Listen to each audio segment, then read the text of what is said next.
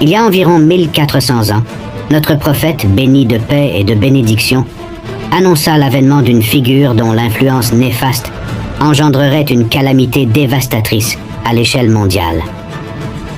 Cependant, cette mise en garde contre l'imposteur connu sous le nom de Dajjal ne se limita pas à notre vénéré prophète. En effet, depuis Adam, le premier homme, jusqu'à nos jours, les 124 000 messagers divins ont alerté l'humanité sur les dangers qu'il représente. Considérons l'importance de cet avertissement. Tous les envoyés célestes de l'histoire ont uni leur voix pour prévenir contre l'épreuve la plus redoutable qui un jour frappera la terre. Mais qui est donc ce Dajjal? Où se dissimule-t-il en ce moment? Quel est son aspect? Quand surgira-t-il? Et quelles seront les conséquences de sa rencontre avec le monde? Depuis l'époque d'Adam, alayhi salam, le premier être humain jusqu'à la fin des temps, chaque catastrophe, chaque conflit et chaque période de désordre que nous avons connue et que nous connaîtrons s'effaceront devant l'avènement du Dajjal. En effet, son émergence constituera le fléau le plus monumental, l'épreuve la plus grave jamais survenue sur notre planète. C'est pourquoi je vous parle aujourd'hui du Dajjal, car notre prophète a instamment enjoint à ceux qui en ont connaissance de partager leur savoir et de mettre en garde les autres. Ce récit concerne un être dont le nom même évoque la tromperie, apportant avec lui le désordre et la désolation sur terre. Concernant le Dajjal, il est prédestiné à être la source de la plus grande épreuve que l'humanité ait jamais affrontée. Distinctement marqué par un œil inefficace, décrit dans les enseignements sacrés comme ressemblant à un raisin desséché. Le Dajjal possédera néanmoins la capacité de voir avec son autre œil. Son rayon d'action sera sans limite. Il n'existera aucun recoin sur terre qu'il ne pourra explorer, à l'exception notable de 2 sanctuaires inaccessibles pour lui, la Mecque et Médine. Malgré son désir profond de pénétrer dans ces lieux saints, le Dajjal se verra barrer l'accès. Il pourra s'approcher jusqu'à un certain point, observant Médine depuis une colline avoisinante, mais sans jamais fouler son sol. Cet être, doté d'une stature imposante, de teint sombre, sera coiffé de cheveux noirs bouclés et son œil défectueux sera partiellement voilé par sa chair. Une marque distinctive, le mot « kafir », incrédule, inscrit sur son front, trahira son identité, visible uniquement aux yeux des fidèles. Les non-musulmans, eux, resteront aveugles à cette inscription. Né de parents humains, le Dajjal aura pour père un homme de grande envergure, au nez saillant, et pour mère, une femme d'apparence robuste. Il est dit qu'il n'aura pas de descendance. Sa période de naissance demeure un mystère, bien que d'après les dires de notre prophète, il vivait déjà il y a 1400 ans et continue d'exister en cachette, enchaîné sur une île secrète, en attente du jour de sa libération. À un moment déterminé par Allah, une colère particulière le poussera à émerger de son exil.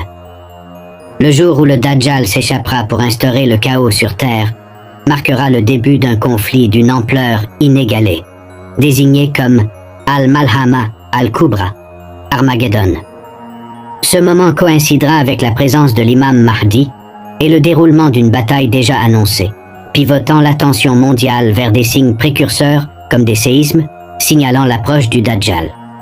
Une annonce globale prétendra sa venue, créant une fausse alarme initialement, suivie par une alerte véritable. Le monde musulman s'activera en réponse à cette vérité indéniable. Le Dajjal aura réellement émergé.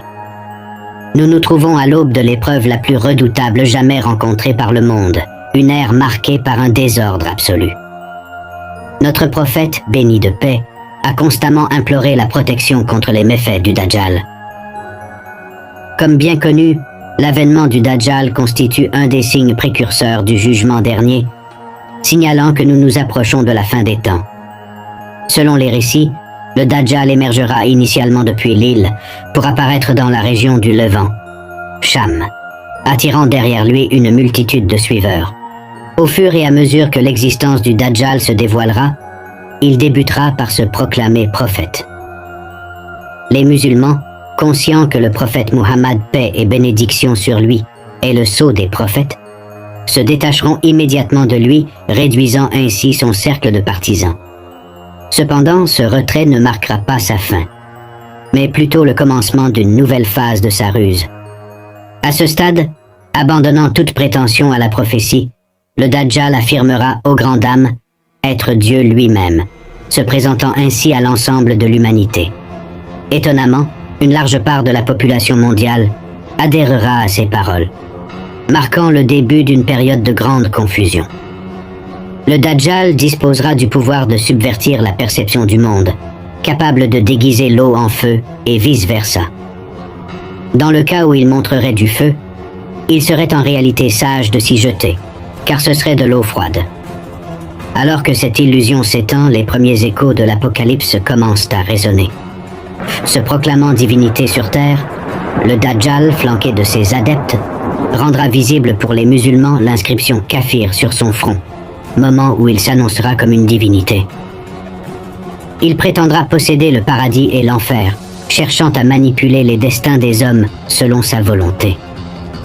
Dans ce contexte, une famine sévère frappera la terre, les sources d'eau s'amenuisant, les récoltes faiblissant, et la quête de nourriture devenant de plus en plus désespérée. Par sa capacité à fournir de la nourriture, le Dajjal trompera de nombreux individus. Il est crucial de se rappeler que le Dajjal possède l'aptitude de faire passer le faux pour vrai et le mal pour bien, et inversement. Sa vitesse de déplacement sera telle qu'en l'espace de 40 jours, à l'exception de la Mecque et de Médine, il aura visité chaque lieu sur la planète. Sa voix résonnera de façon globale en 3 temps et sera entendue aux 4 coins du monde.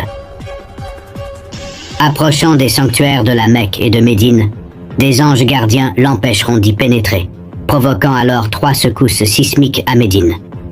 En ces temps, l'imam Mahdi aura déjà fait son apparition, ayant contribué à l'expansion de l'islam. Cependant, la fitna du Dajjal perturbera cet ordre nouvellement établi, plongeant le monde dans une confusion sans précédent. Le Dajjal tentera de convaincre un homme en lui proposant de ressusciter ses parents décédés depuis longtemps, en échange de sa foi. Bien sûr, cette résurrection sera un leurre, mais elle convaincra l'homme désespéré de rejoindre les adeptes du Dajjal. Alors que la famine sévira, même Médine sera visitée par des animaux sauvages, marquant le début irréversible des signes de l'Apocalypse. Toutefois, avant la conclusion de cette période tumultueuse, le prophète Jésus descendra sur terre, marquant la fin de l'ère du Dajjal. Armé de l'épée du prophète David, le prophète Jésus, aux côtés de l'imam Mahdi, mettra fin à l'existence du Dajjal. Ce tournant décisif, où le prophète Jésus fera face au Dajjal et à ses forces, scellera le destin de ce dernier. Selon les traditions, le Dajjal sera vaincu et tué par l'épée du prophète David, une relique conservée avec vénération au palais de Topkapi. Cet acte marquera la fin du Dajjal et son influence néfaste sur le monde. Suite à la disparition du Dajjal, une période de paix et de tranquillité s'instaurera temporairement sur Terre, apportant un répit bienvenu après une ère de tumulte et de désordre. Cependant, cette ère de calme ne sera pas éternelle, car d'autres prophéties se réaliseront par la suite, notamment l'apparition de la Dabbatul Ard, la bête de la terre, et l'émergence des peuples de Gog et Magog, annonçant d'autres épreuves et défis pour l'humanité. Ces événements, marquant les ultimes phases avant le jour du jugement, rappellent la constance et la préparation nécessaires dans la foi et dans la vie. Les croyants sont encouragés à rester vigilants, à se rappeler des enseignements et des mises en garde transmis à travers les âges, et à s'engager avec sincérité dans leurs pratiques spirituelles. La fin de l'ère du Dajjal, ainsi, n'est pas simplement un épilogue à une période de trouble, mais un préambule aux ultimes chapitres de l'histoire humaine, selon les textes sacrés. La succession des événements souligne l'importance de la persévérance, de la foi et de l'unité parmi les croyants, face aux défis et aux tentations, jusqu'à l'accomplissement final du destin divin.